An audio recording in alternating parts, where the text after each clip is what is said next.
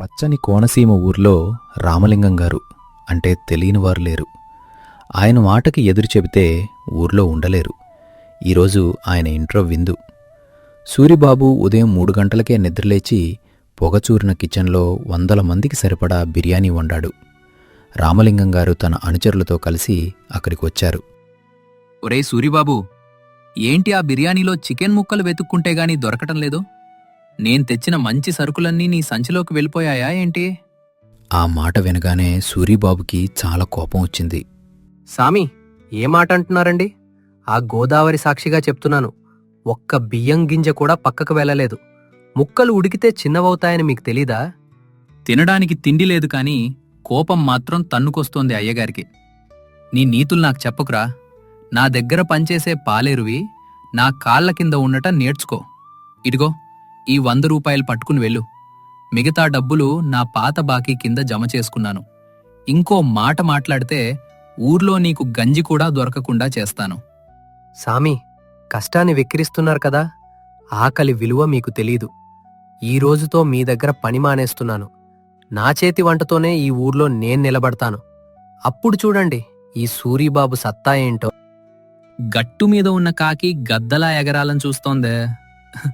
సరే చూద్దాం. ఈ ఊర్లో నువ్వు హోటల్ పెడితే ఆ కుక్కలు కూడా రావురా? అవమానంతో రగిలిపోతూ సూరిబాబు తన ఇంటికి చేరుకున్నాడు. ఆ పాత రేకుల షెడ్డు ముందు కూర్చుని తలపట్టుకున్నాడు. కళ్ళలో నీళ్లు తిరుగుతున్నాయి. అది చూసిన అతని తల్లి చిట్టమ్మ కంగారుగా బయటకొచ్చింది. ఏమైందిరా నాయనా, అలా దిగులుగా కూర్చున్నావేంటి? ఆ రామలింగం గారు ఏమైనా అన్నారా? నీ కూలి డబ్బులు ఇచ్చారా లేదా? కూలి కాదమ్మా, కులం తీసి మాట్లాడారు. మన కష్టాన్ని అవహేళన చేశారు. నా కాళ్ళ దగ్గర పడుండాల్సిన వాడివి అని అందరి ముందు అవమానించారమ్మా. నా చేతి వంటతోనే నా బతుకేంటో చూపిస్తానని చెప్పేసి వచ్చేశాను. కానీ మన దగ్గర చిల్లిగావలేదు కదమ్మా. హోటల్ ఎలా పెట్టాలో అర్థం కావట్లేదు. చిట్టమ్మ లోపలికి వెళ్ళి తన పాత వెండి గాజులు తెచ్చి సూరిబాబు చేతిలో పెడుతూ, ఇదిగో నాయనా, ఈ గాజులు తీసుకో. ఇవి నా పెళ్లినాటివి. వీటిని తాకట్టు పెడితే నీ హోటల్కి కావాల్సిన సరుకులు వస్తాయి. నీ మీద నీకు నమ్మకం ఉంటే ఈ లోకం మొత్తం నీ వెంటే ఉంటుందిరా. వద్దు అమ్మా, ఇవి నాన్న నీకు గుర్తుగా ఇచ్చినవి. వీటిని తాకట్టు పెట్టి నేను వ్యాపారం చేయలేను. నాకా పాపం వద్దు. అప్పుడే సూరిబాబు ప్రాణస్నేహితుడైన వెంకన్న అక్కడికొచ్చాడు. ఏరా సూరిబాబు, ఎందుకంత పంతం? అమ్మ ఇస్తున్నది అప్పు కాదురా, ఆశీర్వాదం. ఆ గాజులు తీసుకో. మనమిద్దరం కలిసి హోటల్ పెడదాం. నువ్వు వంట చేయి, నేను ఊరంతా తిరిగి జనాన్ని పట్టుకొస్తాను. నీ వంట వాసనకి ఆ రామలింగంగాడి కోట కూలిపోవాలిరా. వారి మాటలు సూరిబాబులో ఉత్సాహాన్ని నింపాయి. అలాగే వెంకన్న. అమ్మా, ఈ గాజుల సాక్షిగా చెప్తున్నాను, మళ్ళీ నీ చేతికి బంగారు గాజులు వేయించే వరకు నేను నిద్రపోను. పద వెంకన్న, మన హోటల్ పనులకి శ్రీకారం చుడదాం. సూరిబాబు తన తల్లి గాజులు తాకట్టు పెట్టి వెంకన్న సాయంతో ఊరి చివర గోదావరి గట్టున ఒక చిన్న పాకలో పేదవాడి బిర్యానీ హోటల్ ప్రారంభించాడు. 10 కిలోల బాస్మతి బియ్యం, తాజా చికెన్తో వంట మొదలుపెట్టాడు. కాని రామలింగం తన కుట్ర మొదలుపెట్టాడు. ఏరా సూరిబాబు, మధ్యాహ్నం 3 అవుతోంది. ఒక్క ప్లేట్ కూడా అమ్ముడుపోలేదురా. ఆ బాస్మతి బియ్యం వాసన ఊరంతా వస్తున్నా రోడ్డు మీద జనం వెళ్తున్నారు కాని మనవైపు చూడటానికైనా భయపడుతున్నారేంటి? తెలీదు వెంకన్న, వాసన చూస్తుంటే నాకే ఆకలి వేస్తోంది. మరి జనం కంటికి కూడా కనిపించడం లేదు. మనం తక్కువ ధరకే ఇస్తున్నాం కదా. అప్పుడే కర్ర పట్టుకుని వణుకుతూ రామన్న తాత అక్కడికొచ్చాడు. ఒరేయ్ సూరిబాబు, ఏంట్రా ఇక్కడ కూర్చున్నారు? అక్కడ రామలింగంగాడు చేస్తున్న పని మీకు తెలీదా? ఏమైంది తాత, ఎందుకలా ఆయాసపడుతున్నావు? ఎవరైనా ఏదైనా అన్నారా? నన్నెవరంటార్రా? మిమ్మల్ని రోడ్డు మీద పడేయటానికి ఆ రామలింగం కుట్ర పన్నాడు. వాడు ఊరి మధ్యలో ఉచిత విందు పెట్టించాడ్రా. తన కూతురు పెళ్లికి మిగిలిన భోజనం అని చెప్పి ఊరి జనాలందర్నీ అక్కడే ఆపేశాడు. వాడు వడ్డించేది సద్ది అన్నం అని తెలిసినా రూపాయి ఖర్చు లేదని జనం అటే వెళ్తున్నారు. ఉచిత భోజనమా? వాడికంత గొప్ప మనసు ఎక్కడిది తాత? మనసు కాదురా సూరిబాబు, అది విషం. మన ఊరి జనాలకి వాడు వార్నింగ్ కూడా ఇచ్చాడు. ఎవరైనా సూరిబాబు హోటల్ వైపు వెళ్లారో రేపటి నుంచి నా పొలాల్లో పనికి రావద్దు అని గిరిగాడితో దండోరా వేయించాడు. పాపం జనం భయపడి అటే వెళ్తున్నారు నాయనా. ఒరే, ఎంత పనిచేశాడ్రా ఆ రామలింగంగాడు! మన హోటల్ వైపు ఎవరూ రాకుండా వాడి మనుషుల్ని కాపలా పెట్టాడా? సూరిబాబు, మనం అప్పు తెచ్చిన డబ్బులన్నీ బూడిదలో పోసిన పన్నీరవుతున్నాయిరా. 10 కిలోల చికెన్ వృధా అయిపోతే మనం తలెత్తుకోలేంరా. ఆగరా వెంకన్న, వాడు గొయ్యి తవ్వింది మనకోసం కాదు, వాడి కోసం వాడు తవ్వుకున్నాడు. జనం ఆకలి కంటే భయానికే ఎక్కువ విలువ ఇస్తున్నారని వాడి నమ్మకం. కాని నా వంట రుచి ముందు ఆ భయం ఎంతోసేపు నిలవదు. రామన్న తాతో, నువ్వెళ్ళి ఆ రామలింగంగాడికి చెప్పు, ఈ సూరిబాబు గరిట దెబ్బ ఏంటో రేపు చూస్తాడని. వారం రోజులు గడిచినా పరిస్థితి మారలేదు. రామలింగం అనుచరులు సూరిబాబు హోటల్కు వచ్చేవాళ్ళని భయపెడుతున్నారు. అప్పు ఇచ్చిన వడ్డీ వ్యాపారి సుబ్బయ్య హోటల్ దగ్గరకు వచ్చి రచ్చ మొదలుపెట్టాడు. ఊరి జనమంతా గుమిగూడారు.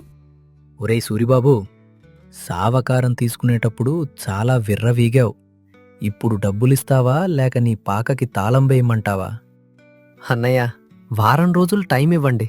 రామలింగం గారు అడ్డుపడుతున్నారు, అందుకే హోటల్ నడవట్లేదు. వారం రోజుల్లో మీ అప్పు ఖచ్చితంగా తీర్చేస్తాను. అప్పుడే రామలింగం తన అనుచరులతో అక్కడికొచ్చాడు. సూరిబాబుని చూసి వెటకారంగా నవ్వుతూ, ఏరా సూరిబాబు, నీ పేదవాడి బిర్యానీని పేదలు కూడా చూడటంలేదే, ఇంకెందుకురా ఈ తిప్పలు? నా కాళ్ళు పట్టుకో, ఆ సుబ్బయ్య బాకి నేనే కడతాను. కాని నువ్వు మాత్రం మళ్ళీ నా ఇంట్లో పాలేరుగా పనిచేయాలి. ఆ మాటలకి సూరిబాబుకి చాలా కోపం వచ్చింది. సామి, నా కాళ్ళు నేల మీద బలంగా ఉన్నాయి. మీ కాళ్ళు పట్టుకునే రోజు రాదు. రేపు సాయంత్రం లోపు సుబ్బయ్య గారి బాకీ తీరుస్తాను, లేదంటే ఈ హోటల్ని నేనే తగలబెట్టేస్తాను. ఆ రాత్రి సూరిబాబు నిద్రపోలేదు. వెంకన్నతో కలిసి ఒక మాస్టర్ ప్లాన్ వేశాడు. డబ్బుల్లేని చోట తెలివిని వాడాలని నిర్ణయించుకున్నాడు. ఊరి కుర్రాళ్ల బలహీనత ఏంటో అతనికి తెలుసు. వెంకన్న, రామలింగంగాడు జనాన్ని భయపెడుతున్నాడు కదా, ఇప్పుడు అదే జనం వాడి మాట వినకుండా మన దగ్గరకొచ్చేలా చెయ్యాలి. మన దగ్గరున్న ఆఖరి 100 రూపాయలు తీ. దీంతో ఏం చేస్తావురా? చికెన్ కూడా రాదు కదా. మనం అప్పుల్లో ఉంటే ఈ డబ్బుతో ఏం వెలగబెడతావు? చికెన్ వద్దు వెంకన్న, మనం రేపు గుడ్ల బిర్యానీ చేద్దాం. కాని దీన్ని మనం అమ్మం, ఒక పందెం పెడదాం. ఊర్లో ఉన్న కుర్రాళ్ళందరికీ కబురు పంపు. సూరిబాబు హోటల్లో ఎవరైతే అరకిలో బిర్యానీ 10 నిమిషాల్లో తింటారో వాళ్లకు 100 రూపాయల బహుమతి అని దండోరా వేయించు. తిన్నవాడికి డబ్బులివ్వడమేంట్రా? మనం ఇంకా నష్టపోతాం కదా. అది బుద్ధిలేని పనిరా. దాన్నే ఎర్రంటారు వెంకన్న. జనమా 100 రూపాయల కోసం ఖచ్చితంగా వస్తారు. ఒక్కసారి వాళ్ళు నా వంట రుచి చూశారా, రామలింగం భయం వాళ్ళకు పోతుంది. రుచి ముందు భయం పనిచేయదురా. ఒకసారి ఆ పచ్చని ఆకుల్లో వడ్డిస్తే ఆ వాసనకి ఊరంతా పరుగున వస్తుంది చూడు. మరుసటి రోజు ఊర్లో ఈ పందెం గురించి చర్చ మొదలైంది. రామలింగం భయాన్ని పక్కన పెట్టి కుర్రాళ్ళందరూ హోటల్ దగ్గర గుమిగూడారు. సూరిబాబు కమ్మని మసాలా వాసనతో బిర్యానీ వండి సిద్ధంగా ఉంచాడు. ముందుగా ఆకుల్లో వేడివేడిగా బిర్యానీ వడ్డించాడు. హేరా సూరిబాబు, నిజంగానే తింటే డబ్బులిస్తావా? మోసం లేదు కదా? ఖచ్చితంగా. ఇదిగో ఈ 100 రూపాయల నోటు ఇక్కడే పెడుతున్నాను. కాని కండిషన్ ఏంటంటే ఈ బిర్యానీలో వేసిన మసాలాలు ఏవో మీరు చెప్పాలి. చెప్పలేకపోతే మాత్రం ప్లేట్కి 10 రూపాయలివ్వాలి. 10 రూపాయలే కదా, ఇచ్చేస్తాం. తినడం మొదలుపెట్టాడు. ఒక్క ముద్ద తినగానే, హబ్బబ్బా, ఏముందిరా సూరిబాబు, ఈ మసాలా ఏంటో కానీ అమృతంలా ఉంది. నా వల్ల కావట్లేదురా. 100 రూపాయలు వద్దు కానీ ఇంకో ప్లేట్ పెట్టరా, డబ్బులు నేనిస్తాను.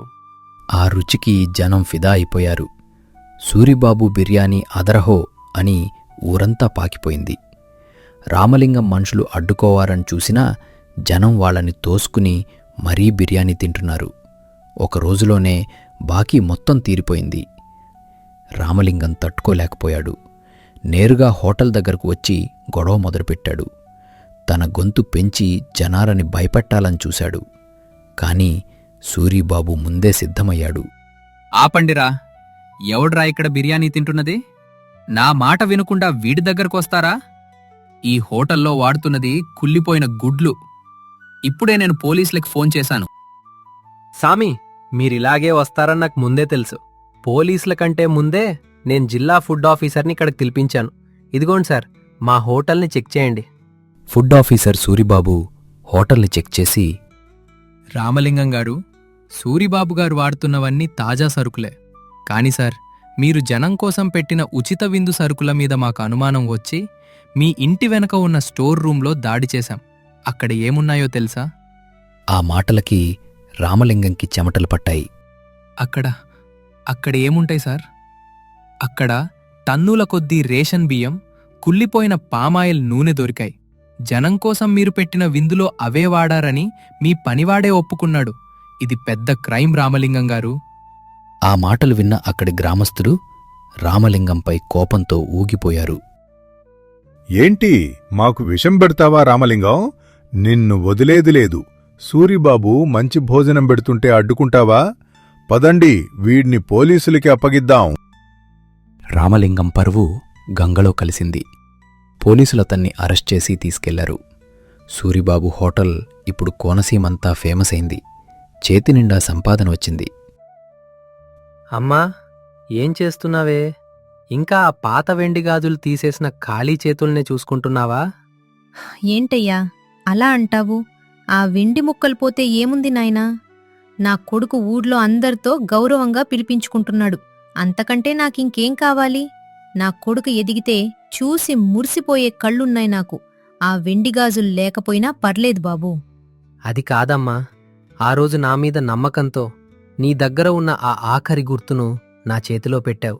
ఆ రోజే నా మనసులో అనుకున్నాను, నా తల్లి చేతులు మళ్ళీ ఎప్పుడూ ఖాళీగా ఉండకూడదని. ఇదిగో, ఇది చూడు. సూరిబాబు తన జేబులో నుంచి ఒక చిన్న పెట్టె తీసి అమ్మ ముందుంచాడు. అందులో మెరిసిపోతున్న 2 బంగారు గాజులు చూసి అమ్మ కంట్లో నీళ్లు తిరిగాయి. ఏడోకమ్మా, ఇక మనకి కష్టాలు లేవు. ఆ రోజు రామలింగంగాడు మీ అమ్మ మెడలో గొలుసు లాక్కుంటాను అని ఆ సుబ్బయ్యతో అన్నప్పుడు నా గుండె రగిలిపోయింది. ఇప్పుడు చూడు, ఆ రామలింగం ఇంటి ముందే నీ కొడుకు పెద్ద హోటల్ కట్టాడు. ఇప్పుడు ఆయనే జైల్లో ఉన్నాడు. పోనీలే నాయనా, ఎవరి కర్మకి ఎవరు బాధ్యులు? మనం ఎవరికీ కీడు చేయలేదు కాబట్టే ఆ దేవుడు మనల్ని కాపాడాడు. నువ్వు ఎక్కడున్నా, ఏ స్థాయిలో ఉన్నా ఆ వినయం మాత్రం మర్చిపోకు నాయనా. ఈ బంగారు గాజులు నీ కష్టానికి గుర్తుగా నా చేతుల్లో ఎప్పుడూ మెరుస్తూనే ఉంటాయి బాబూ. సూరిబాబు ఇప్పుడు కేవలం వంటగాడు మాత్రమే కాదు, ఒక గొప్ప యజమాని.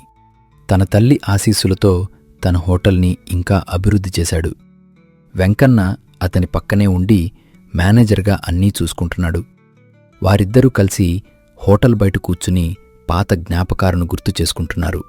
ఏరా సూరిబాబు, చూశావా అమ్మగారి చేతికి ఆ గాజులు ఎంత ముచ్చటగా ఉన్నాయో? ఆవిడ ముఖంలో ఆనందం చూస్తుంటే మన కష్టమంతా మర్చిపోయాం కదా. ఆ రోజు మన దగ్గర 100 రూపాయలే ఉన్నాయి, ఈరోజు లక్షలు ఉన్నాయిరా. నీ తెలివితేటలే మనల్ని కాపాడాయి. వెంకన్న, డబ్బు కంటే నమ్మకం గొప్పదిరా. అమ్మ ఆ రోజు నన్ను నమ్మకపోతే, ఆ గాజులు నాకివ్వకపోతే ఈరోజు నేను ఈ స్థాయిలో ఉండేవాణ్ణి కాదు. అధికారం ఉన్నప్పుడు రామలింగం గర్వపడ్డాడు, కాని మంచితనాన్ని, కష్టాన్ని నమ్ముకున్నవాడు ఎప్పుడూ గెలుస్తాడు. చూశారు కదా మిత్రులారా, నిజాయితీగా పనిచేస్తే ఏదీ అసాధ్యం కాదు. అధికారం శాశ్వతం కాదు, కానీ ఆత్మీయంగా పెట్టే భోజనం, మనం చేసే నిజాయితీగల శ్రమ ఎప్పుడూ ఓడిపోవు. ముఖ్యంగా మనల్ని నమ్మిన వాళ్ళని, మన కష్టకాలంలో తోడున్న తల్లిదండ్రుల్ని గౌరవిస్తే ఆ విజయం ఇంకా రెట్టింపవుతుంది. సూరిబాబు కథ మనందరికీ ఇదే నేర్పుతోంది. ఈ కథ మీకు నచ్చిందని ఆశిస్తున్నాను. ఇలాంటి మరిన్ని మనసుకి హత్తుకునే నీతి కథలతో మళ్ళీ కలుద్దాం. అంతవరకు సెలవు. అందరికీ శుభం.